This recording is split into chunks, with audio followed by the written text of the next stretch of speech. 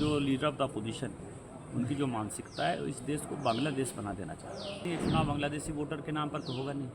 4 जगह जिनका voter list में नाम है, जो बात वो प्रेस कॉन्फ्रेंस में करें, ये बात राहुल गांधी जी को ये नहीं पता है कि जब राजीव गांधी जी थे प्रधानमंत्री तो जो चुनाव आयुक्त थे वो उनके घर में बैठते थे, वो पीएमओ में बैठते थे। उसी तरह टीएन शेषन जो इतना बड़ा नाम हुआ, टीएन शेषन को कांग्रेस पार्टी के आधार पर आपने चुनाव लड़ाया।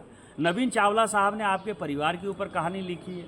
नवीन चावला साहब को आपने मुख्य चुनाव आयुक्त बनाया। इम्पॉर्टेंट ये है कि जो लीडर ऑफ द अपोजिशन उनकी जो मानसिकता है इस देश को बांग्लादेश बना देना चाहते हैं। उन्होंने जो क्वेश्चन उठाए हैं चुनाव आयोग के ऊपर, SIR के ऊपर, अब आप समझिए चुनाव बांग्लादेशी वोटर के नाम पर तो होगा नहीं।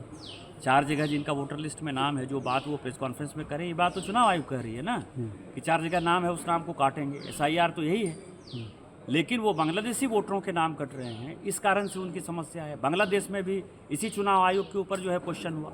राजीव गांधी जी को ये नहीं पता है, राहुल गांधी जी को ये नहीं पता है कि जब राजीव गांधी जी थे प्रधानमंत्री तो जो चुनाव आयुक्त थे वो उनके घर में बैठते थे, वो पीएमओ में बैठते थे। दूसरा उदाहरण ये है कि 1999 में जब बाल ठाकरे जी का आपने वोट काट दिया, उनको चुनाव लड़ने के लिए अवैध कर दिया 87 के किसी भाषण पर, तो MS गिल जो है चुनाव आयुक्त थे। MS गिल जो है वो क्या हुए, कांग्रेस पार्टी के सदस्य हुए, केंद्र में मंत्री हुए। उसी तरह टीएन शेषन जो इतना बड़ा नाम हुआ, टीएन शेषन को कांग्रेस पार्टी के आधार पर आपने चुनाव लड़ाया। नवीन चावला साहब ने आपके परिवार के ऊपर कहानी लिखी है। नवीन चावला साहब को आपने मुख्य चुनाव आयुक्त बनाया। तो आज जो आपका इंटेंशन है, दूसरा आप देखिए, उन्होंने बयान दिया, ट्रंप ने एक दिन बयान दिया कि 5 हवाई जहाज गिरा दिए।